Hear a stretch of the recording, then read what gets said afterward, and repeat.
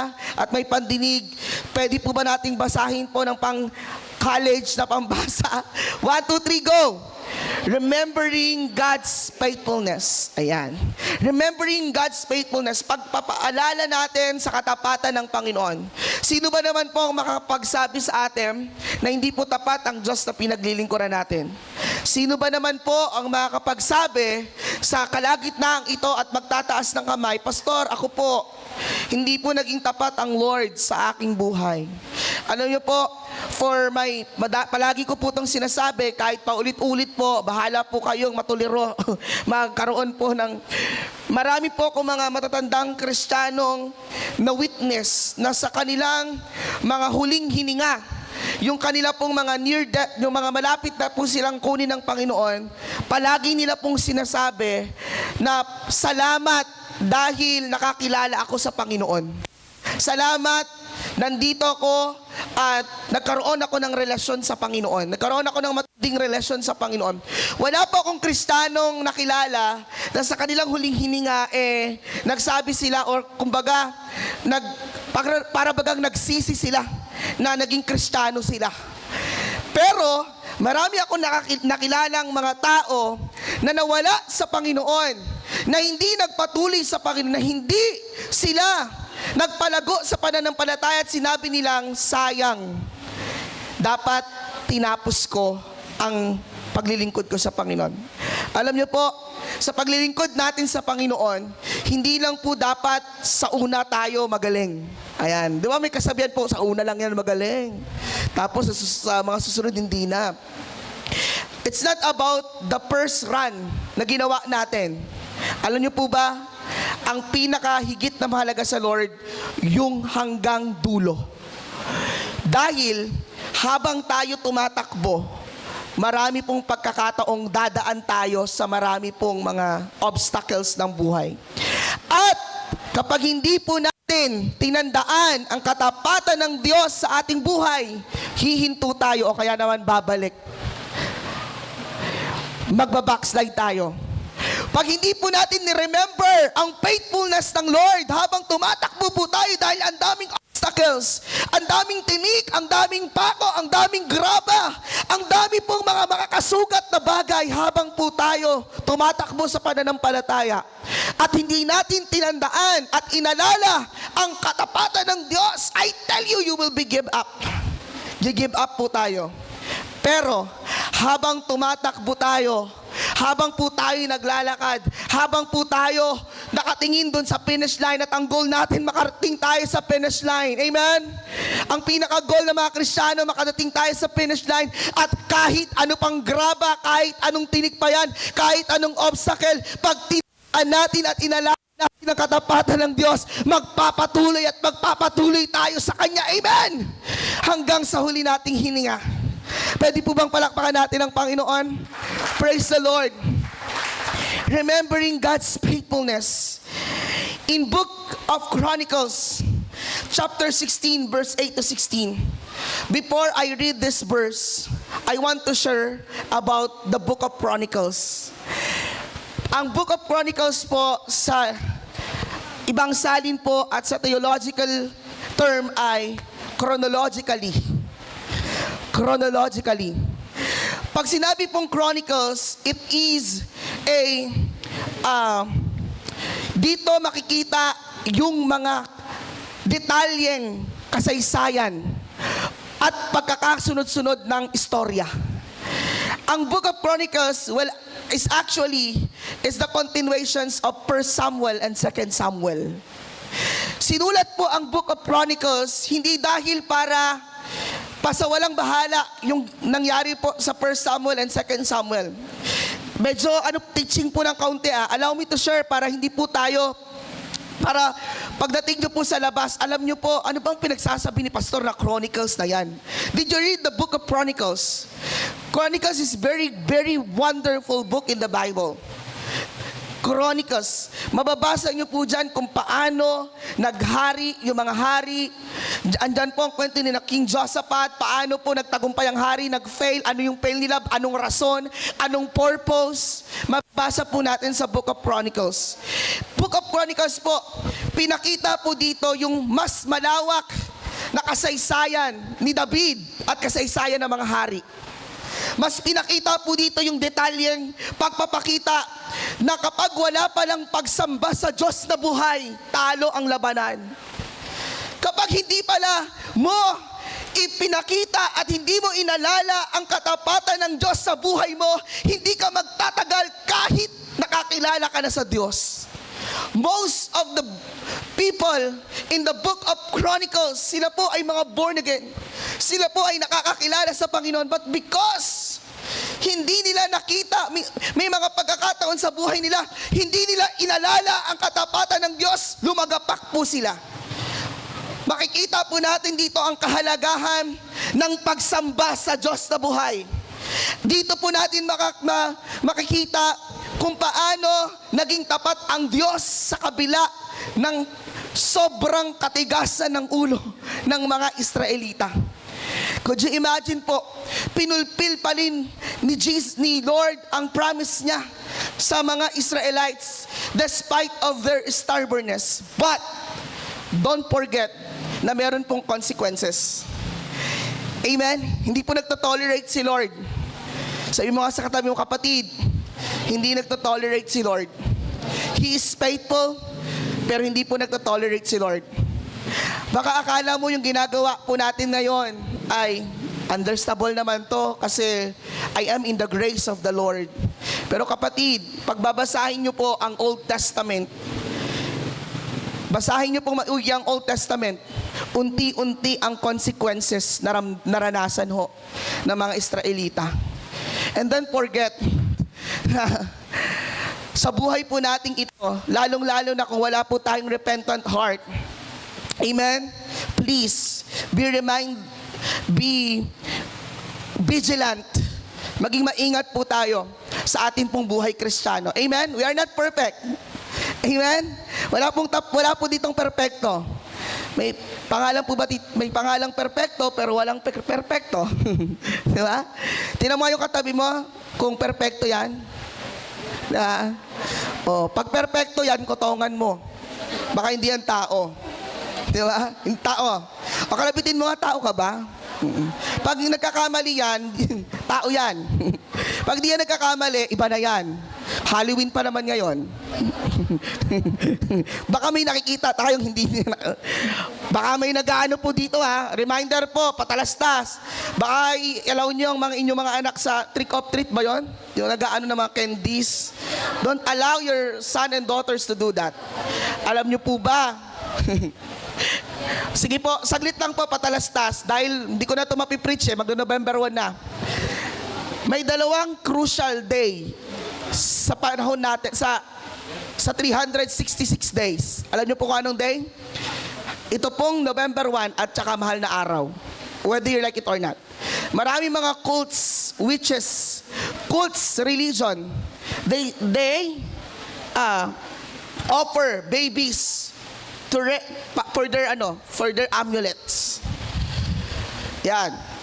Malakas sila sa mga panahon ng mga ito.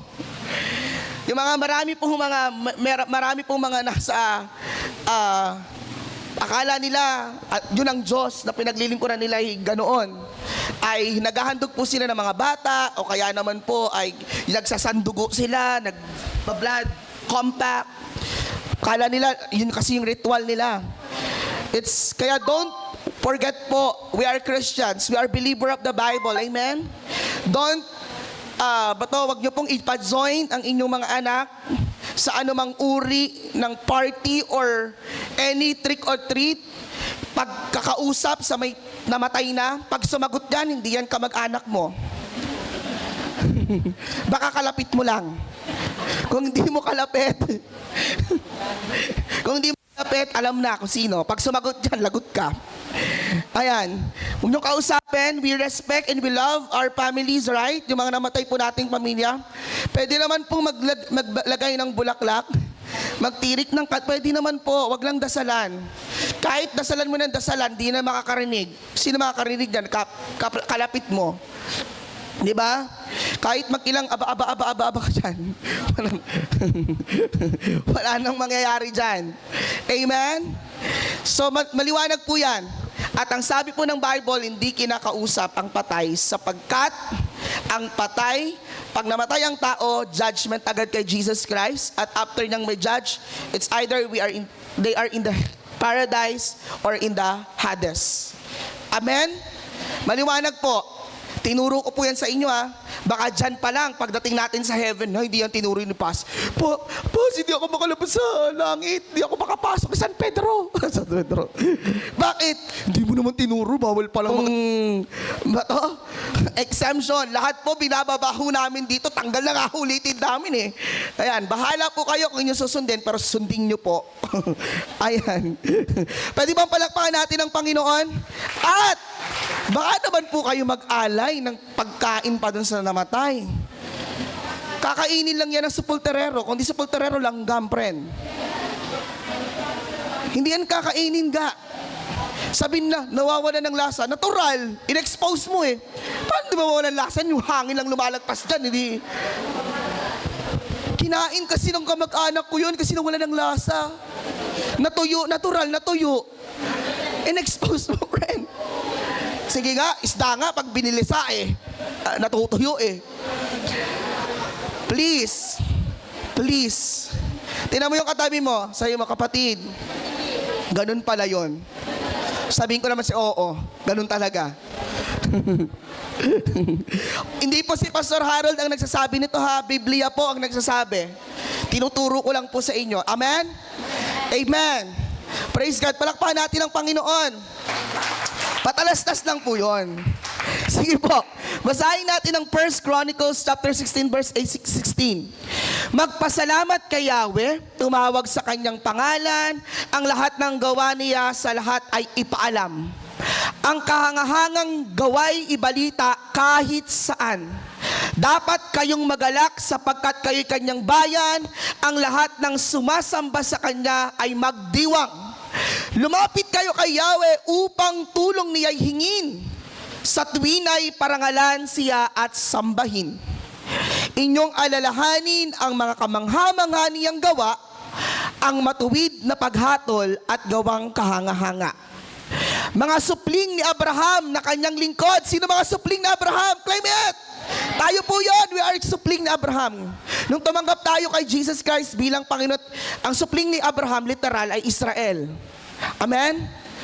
In historical background, si ang Abraham po ay kaya nga tinawag siyang Israel Okay, Israel talaga yon. Pero dahil tumanggap tayo kay Jesus Christ bilang Panginoon at tagapagligtas, we are spiritually, we are Israel. Amen? Okay po. Mga supling ni Abraham na kanyang lingkod, ang mga hinirang niya na mga anak ni Jacob. Si Yahweh ang ating Diyos, nasa buong mundo ang kanyang mga utos. Tipan niyang walang hanggay, hindi niya lilimutin, kahit libong salinlahi, ito'y kanyang tutuparin.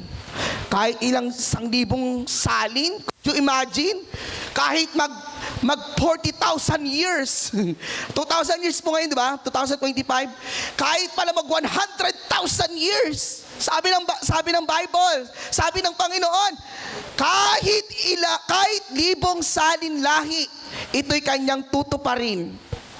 Ang ginawa niyang tipan kay Abraham, pinagtibay kay Isaac, ang pangakong sinumpaan. Ang Diyos po ang magpala ng kanyang buhay at makapangyarihang salita. Palakpakan po natin ang Panginoon. Hallelujah. Remembering God's faithfulness. Alam niyo po ba na habang po nakikipagdigma ang mga Israelites kasama ang kaban ng tipan, inutusan ni David ang mga pinuno noon. I don't know whether, I forgot their names. Meron po doon si Jezareth, if I'm not mistaken. Sabi nila, habang tayo nandito, hawak natin ang kaban ng tipan, pumunta kayo sa gilid habang nagpapahinga tayo, tapos magpuri kayo sa Panginoon. Alam niyo po kung bakit? Naging lifestyle na ni David na purihin ang Panginoon at alalahanin palagi ni David ang katapatan ng Diyos sa kanyang buhay. Palaging inaalala ni David yung katapatan ng Diyos kasi alam niya, kapag hindi niya inalala ang katapatan ng Diyos, hindi sila magtatagumpay sa labanan. Alam niyo po ba, ang labanan ng buhay ay hindi po ganun kadali. Pagising pa lang sa umaga, sa araw-araw po na atin pong tinatahak, tayo po ay punong-puno ng battle ng buhay. Andyan po yung pamilya, andyan yung school, andyan negosyo, andyan yung trabaho, mga taong nakapaligid sa'yo. We in the battle. Amen? But don't forget po na kailanman po hindi nagpabaya at hindi tayo iniwan ng Panginoon. Ang katapatan po ng Diyos ay hindi po kaya nating sukatin ng salita. Kasi maraming pagkakataong kahit hindi tayo tapat, tapat pa rin ang Diyos na pinaglilingkuran natin. Amen? Sometimes you are doubtful, you are faithless, sometimes naaalis tayo sa presensya ng Panginoon. Pero kailanman, hindi inalis ng Panginoon ang kanyang presensya sa atin. Amen. Pwede bang palakpakan natin ang Panginoon? Hallelujah. Una po, God's people must remember His work. In verse 8 to 9, in chapter 16, verse 8 to 9, magpasalamat kay Yahweh, tumawag sa kanyang pangalan, ang lahat ng gawa niya sa lahat ay ipaalam. Umawit ng papuri at siya'y parangalan. Ang kahangahangang gawa'y ibalita kahit saan. Alam niyo po, I remember the story of Gideon. Sabi ni Gideon, Panginoon, kung hindi ako sasamahan ng presensya mo, kung hindi mo ako sasamahan, hindi po ako makikipaglaban. Pupunta po ako doon kapag kasama ka namin. Pero kapag hindi mo kami sinamahan, hindi po kami pupunta. Amen? Alam niyo po, sometimes, and many times, always remember the promises and the goodness of the Lord sa buhay po natin. Napaganda po yung kanta na ang taho na sinaunang kanta. Ewan ko, napakanta na dito. Yung kantang, kailan ka iniwan ng Diyos? Kailan mo naranasan na, salamat sa 20 minutes, na siya ay wala. Anong sakit ang di niya pinagaling? Anong problema ang di niya binigyan ng katuparan? Di ba't wala? Tama po? Ano po bang sakit, problema, pagsubok na hindi po tinupad ng Panginoon? Amen. Alam niyo po, when we are in the airplane, so nagta-turbulence ng a little bit turbulence, tahimik ako. Sabi ko, Lord, kalam ko naman po, marami pa akong mission. At wag po sa ganitong pamamaraan ako kunin. At alam ko, rapture ako. Dahil pag bumagsak ka sa aeroplano, aba, lasog-lasog katawan mo doon. Diba? Ang pangit naman nun. Diba? Papayag ba kayo na gano'n ang kamatayang matamu natin? Alam niyo po, His faithfulness is para po bang kahit, alam niyo po yung hindi po natin kayang i-explain. Kasi parang hindi tayo deserve, pero binibigay pa rin ng Lord. Hindi tayo deserving kasi tropang pasaway tayo. Hindi tayo deserving kasi maraming pagkakataon lumilihis tayo sa kalooban ng Diyos. Maraming pagkakataon na hindi maayos puso natin. Maraming pagkakataon na hindi po natin pinapakinggan ng tinig ng Diyos. Pero He's still faithful to us. Amen? When we forget God's works, we lose faith. Amen? When we forget God's works, we lose faith. Kapag hindi po natin inalala ang katapatan ng Panginoon, ang kanyang gawa, nawawalan tayo ng pananampalataya sa Kanya. Bakit po? Kasi po, bakit po nangyari ang mga bagay na ito? Ako po, I always remember the humble beginning of this church. I always remember, Lord, wala kayong may pagyayabang. Lord, kahit ano pong gawin ng katagumpayan ng JLKCC, kung ano po ang meron ng JLKCC, wala po kaming maitataas na pangalan maliban po sa inyo. Amen? Lahat ng gawa ng Panginoon sa buhay natin ay dapat po natin itong i-remember. Lalong-lalo na kapag dumadaan po tayo sa mga pagsubok sa buhay, na parang hinahatak tayo ni Taning at sinasabihan tayo ni Taning, hoy, di tapat ang Diyos sa pinaglilingkuran mo. Hoy, ganyan ang Diyos sa pinaglilingkuran mo. Oh, nag-church ka naman. Bakit ganyan? Tapat ka pa nga sa pag-iikap mo. Bakit ganyan yung buhay mo? Alam niyo po, always stand kung ano ho yung ginawa ng Panginoon sa atin. Sige nga ho, mas bilang po natin ang pagsubok kesa sa mga bagay na ginawa ng Diyos sa atin, kahit sa kalit-liitan baga. Di ba ang dami po? Sa pagising pa lang sa umagang meron tayong hininga eh. Di ba? He will do next. Look back on what God has done in your life. It builds trust for what He will do next. Alam niyo po, pag inaalala mo yung ginawa ng Diyos sa mga nakalipas, pag may haharapin ka, nagiging confident kang harapin yun. Bakit? Alam mong sasamahan ka ng Diyos. Lord, kung ginawa mo nga yun, will do it again, Lord. Amen. Lord, naniniwala kami, binigyan mo nga kami ng bakal na simbahan, and I believe kaya mong ibigay at i-provide yung proposal building ng simbahang ito. Amen. Alam niyo po, i-remember po natin ang katapatan ng Diyos. Ang nakakalungkot, maraming pagkakataon sa buhay ng bawat isa na kapag nasa pagsubok tayo, natatakluban na ang katapatan ng Diyos. Natatakluban ng stress, natatakluban ng sarili ng hangarin, natatakluban ng ano-anong bagay dito sa mundo. Kesa patuloy nating ilagay ang posisyon natin sa ating mga puso't isipan, sa ating mga sariling tapat ang Diyos na pinaglilingkuran natin. Amen? If we are in the precious time, sometimes yung salitang faithfulness, napapalitan niya ng salitang fear, ng takot. Napapalitan ng worried, napapalitan ng mga limitations ng buhay natin. Hindi natin kayang limitasyon na ng Panginoon. Alam niyo po, when Jeremiah said, Lord, tinawag mo ba talaga ako?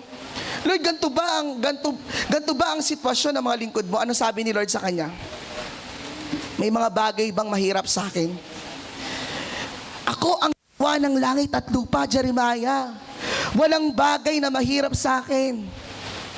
Oh, Deli, ako ang gumawa ng langit at lupa, walang mahirap sa akin. Martin, ako ang gumawa ng langit at lupa, walang mahirap sa akin. Julius, ako ang gumawa ng langit at lupa, walang mahirap sa akin. Silver, ako ang gumawa ng langit at lupa, walang mahirap sa akin. Princess, ako ang gumawa ng langit at lupa, walang mahirap sa akin. At yun po ang sinasabi ng Diyos sa inyong lahat.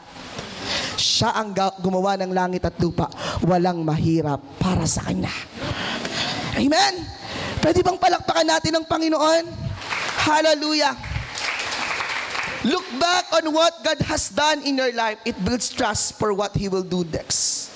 Diba? Minsan nga, sapatos lang eh. Nagda-doubt ka pa sa Lord eh. Mahal ng sapatos. Baka hindi ako bigyan ni Lord ng sapatos. Eh minsan, dati nga nakabuka yung sapatos ko eh. May bibig eh. Diba? At least ngayon maayos tayong hindi pa kaya pwedeng ibigay ng Lord yun sa akin. Or it might be, baka hindi mo talaga deserving kasi hindi mo iningatan yung sapatos mo. Di ba? Ano pa po? Pangalawa, God's promises never fail. God's promises never fail. Parang ano po, no? Pas, alam ko na yan. God never fail. God's promises never fail. Nakakita. Ayan. God's promises never fail. Sino po dito magsabing, si Lord? Alam niyo po ganito yan eh. Kapag hindi ka sinagot ng Lord, ibig sabihin, mas may mainam pa dyan, kapatid. Huwag tayong bida-bida. Huwag tayong manguna sa kalooban ng Diyos sa buhay natin. Amen? Pag po kayo mag-alala, subject din po ako nito ha. Baka sabihin nyo, Pastor, di na siguro nagkaano. Bilang tao ho, bida-bida tayo minsan. Minsan nauuna tayo sa mga hangarin natin kaysa sa hangarin ng Diyos. Yung mga pinipilit ba natin yung mga bagay na hindi naman para sa'yo? Oh. Diba? Ba't si Jairus ngumiti? Nakaka-relate Ayan. May mga bagay ho na kahit pilitin natin, kasi hindi naman kalooban ng Diyos, at the end of the moment, yes, andyan ang grace ni Lord, pero at the end of the moment, you will fail. Pero praise God, His love never fails. Amen? God's promises never fail. And verse 10 to 11, sabi po dyan, dapat kayong magalak sapagkat kayo kanyang bayan, ang lahat ng sumasamba sa kanya ay magdiwang. Lumapit kay Yahweh upang tulong niya hingin, sa tuwin ay parangalan siya at sambahin. Imagine nyo po, hallelujah, hindi po nagkulang ang Panginoon sa buhay natin. Ilang taon na po tayo nabubuhay dito? Siguro ako 32 years old, mukha pong 18 years old. Kayo po. Huwag yung tingnan yung buhok ko kasi. Pag dito po, 75. Pag umarap, oy, tama ka ha. Lakas ha, April ha. Lagot ka sa akin mamaya. Ayan, lakas ha. Ikaw yung narinig kong malakas ng tao eh. Hindi ako mapayag dito. Ayan. Di ba po? Ilang taon ka na ngayon para mag-doubt ka pa kay Lord? Ang dami ng himala ang Diyos para mag-doubt ka sa Panginoon. Amen. Amen. Minsan may mga tugon talaga si Lord na hindi natin maunawaan, pero trust in the Lord. At the end of the moment naman, sa Lord tayo haharap eh. Kanino pa ba tayo magtitiwala? God's promises never fail. Sa JLKCC po, I've never experienced na hindi po tumupad ang Diyos sa kanyang pangako. Amen. Are you excited? Next Sunday, I have a new testimony with you. And be excited. Bakit? Ano yung sinasabi ni Pastor na testimony? Be excited. Ako, Lord, ang pray ko, Lord, there is more. Diba? Ano sabi nung kanta? Ayan na. Tinignan ko agad si, ano bang sabi ng kanta po? Ano bang kanta yan? Hindi ko naman, hindi ko masabi, natawa ko yung date lang, nakalimutan ko yung kanta. Believe there is more, I believe. Di ba? There is more. Magre-receive tayo ng more kay Lord. Amen. Do you believe that? At sabi mo sa tayo mo kapatid. More. More. Amen. Naalala niyo po ba yung when I prayed here in the front of you nung last Sunday? Sige po. Na, di ba nung nandito po ako, parang ministering time, I remember, sabi ko po, if I'm not mistaken, ang sabi ko po, I saw in my visions a mantle of breakthrough na nilalagay ng Panginoon sa inyo pong mga balikat. Sa ating mga balikat. I saw the angels of the Lord in my visions na may nilalagay po sa ating balikat that mantle of breakthrough. Kiniklaim niyo po ba yon? Kasi kahit mag-prophecy si Lord dito, kapag hindi nyo kiniklaim at tinatayuan, hindi po mangyayari yan. Kung ang kala nyo imaginations lang yan, hindi po yan. Amen. There is power in declarations. Pag sinabi ni Lord, sinabi niya yon. Amen. Hindi po ako nagre-release ng visions na hindi ko po nakita, nagawa-gawa ko lang. hindi po ako nag-release ng visions. Amen. I-claim niyo po that there is breakthrough. I saw a mantle of breakthrough in your soul na nilalagay po ng mga anghel sa atin. And we claim it. Ako po nararanasan ko until now. Until now, the breakthrough will come and will come to us. Amen? Pwede bang palakpakan natin ang Panginoon? God is faithful from generation to generations. Imagine nyo po. Ang katapatan ng Diyos ay hindi lang sa henerasyon mo. Maging sa saling lahi nyo po. Tingnan nyo ho. Maglingkod ka sa Lord. Magmahal ka sa Lord. Hindi pwedeng hindi pagpapalain ang pamilya nyo po. Sorry po sa sasabihin ko ngayon baka may ma-open. Pero totoo po ito. Wala po akong nakitang nagtapat. Yung buhay nila talagang sagad. Nakatira sila sa tulay. Pero she is very faithful in tithings from generations to generations. Damaho, walang anak niya na hindi pinagpala ngayon. Binless, pati generations nila. Binless po. 100%. Amen? Bata pa ako noon. Kitang-kita ko. Grabe lang. Ito pa, minsan, hirap po yun sa buhay ha. Wala po yung as in, parang kung gapang-gapang talaga. Minsan, kukuha ng bayabas, ibibigay dun sa pastor. Maibless lang. Aside that he is very faithful, she, babae po. She is very faithful in tithings. Talagang, pag nakita niya yung lingkod ng Panginoon, merong binibless ang lingkod ng Panginoon. Pero wag ka, pati sa kaapu-apuhan, pinagpala hanggang ngayon. Totoo po. Why?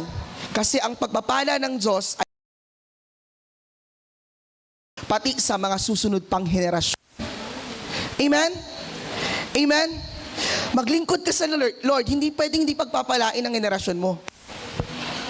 Amen? Magpasaway ka sa Lord, ewan ko lang kung anong gagawin mo, kung anong henerasyong mangyayari ho sa susunod mong henerasyon. Sabi po yan ni Lord di ba? Mula sa saling lahi, ang katapatan ko'y walang hanggan. Amen. God's promises still stand today: healing, provision, salvation, and victory. Yang healing na yan, magpo-flow yan sa pamilya po natin. Yang provision na yan, magpo-flow sa pamilya po natin. Yung kaligtasan, spiritually, mararanasan po ng pamilya natin. At ang katagumpayan, hindi lang yan sa henerasyon natin, hanggang sa susunod na mga henerasyon. Palakpakan po natin ang Panginoon. Hallelujah. Pangatlo po at panghuli, God deserves our worship. Ano pong sabi ng verse 12? Ngayong inyong alalahanin na mga kamangha-manghaniang gawa, ang matuwid na paghatol at gawang niyang kahanga-hanga. God deserves our worship. Deserve po ba ni Lord ang ating worship? He deserves our worship. Ang worship po hindi lang yun, kumakanta ka lang ng "One way, Jesus, you're the only one." Hindi lang gano'n ang worship.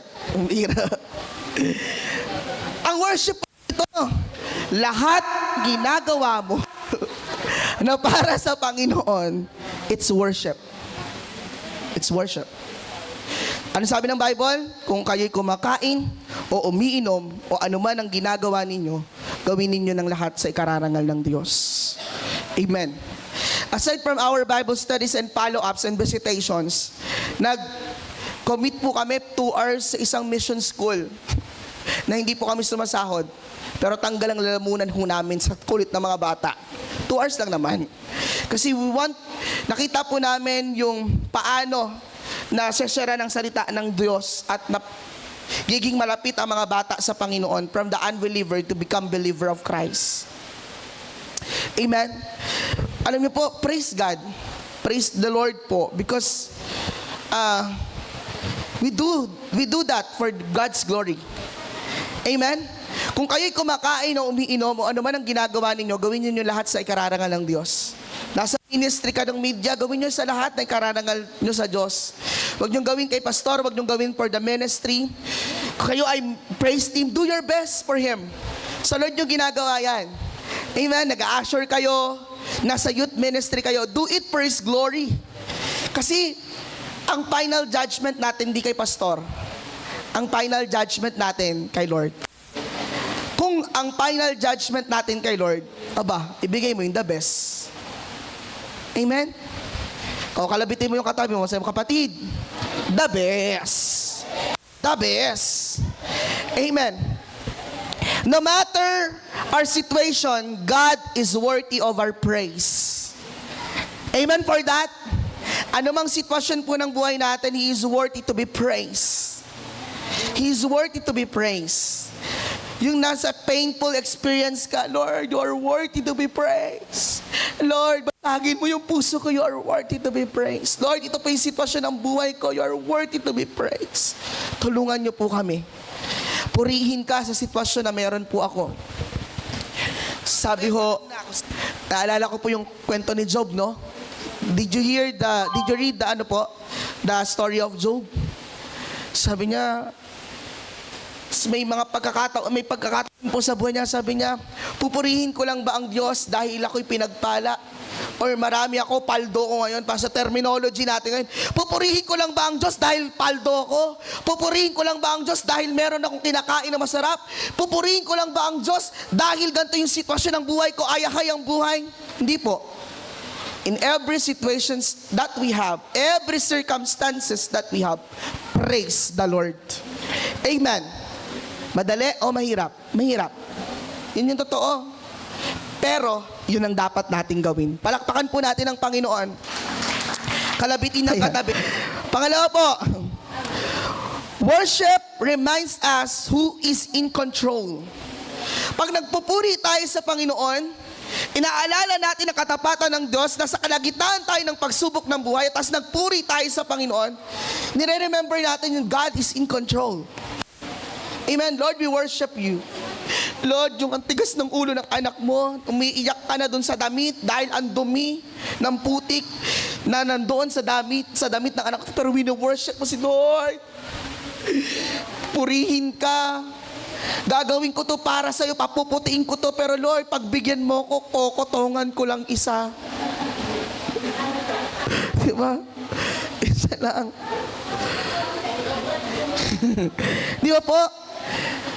Pagsunod sa magulang, pagsunod sa pastor, pagsunod po sa mga manggagawa ng Diyos. Amen. It's a part of our worship. Lahat po ng ginagawa natin dito, it's a part of worship. Amen. Nanggigigil ka na, Lord, purihin ka.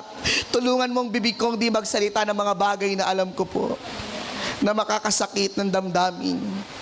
Amen. Alam niyo po, namatay yung puso ako. Pinatay. Pinatay po, totoo. Yung pusang kauna-unahang pusa ko pa naman yun.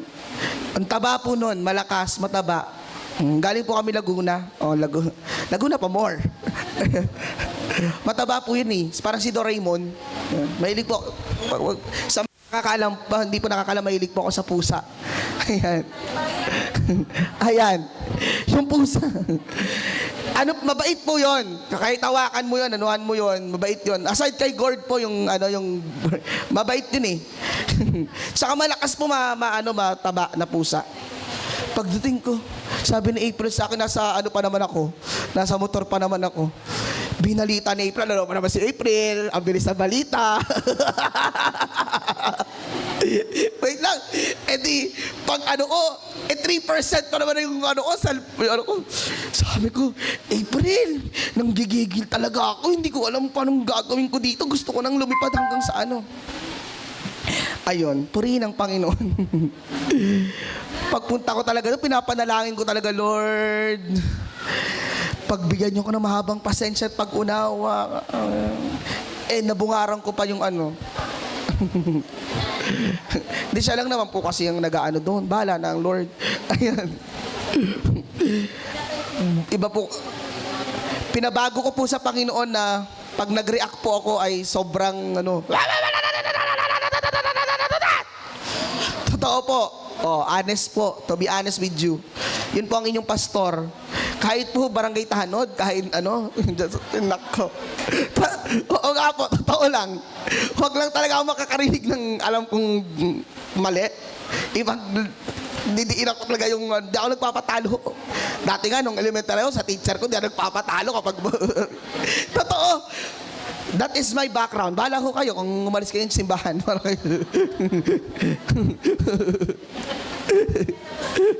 Oo nga po. Pero nabago naman ho. Nabago na.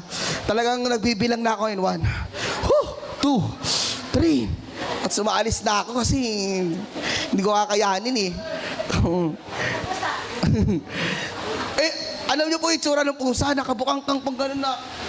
Kaawa talaga. Hindi ako nag-living. Hindi ko kaya. Ayan. Ayun.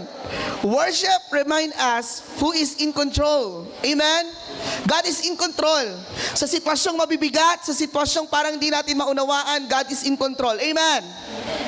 Pag nagpuri tayo sa Panginoon, ina-acknowledge natin na lahat ng bagay control ng Diyos at wala akong dapat ialala. Amen? Pwede bang palakpakan natin ang Panginoon? Another po, when we look back and see how faithful God has been, in conclusion, we can face the future with courage and joy. When we look back and see how faithful God, kung titingnan natin palagi ang katapatan ng Diyos sa ating buhay at haharapin natin ang hinaharap, kapatid, haharapin natin ito nang meron pong courage and kagalakan. Nang meron tayong lakas at kagalakang galing sa Diyos, haharapin natin ang mga pagsubok sa buhay na merong pag-asa. Agad alam natin na ang Diyos na pinaglilingkuran natin ay Diyos ng pag-asa. Amen. Haharapin natin may kagalakan. Bakit? Alam nating pagtatagumpayin tayo ng Diyos. Haharapin natin ang future natin na punong-puno ng pananampalataya sa Diyos dahil alam nating pagtatagumpayin tayo ng Panginoon. Amen. Alam niyo po, always remember yung faithfulness ng Panginoon sa buhay natin. Amen. Kalabitin mo yung katabi, sabi mo, kapatid, palagi mong tandaan ang katapatan ng Diyos sa ating buhay. Pwede bang palakpakan natin ang Panginoon?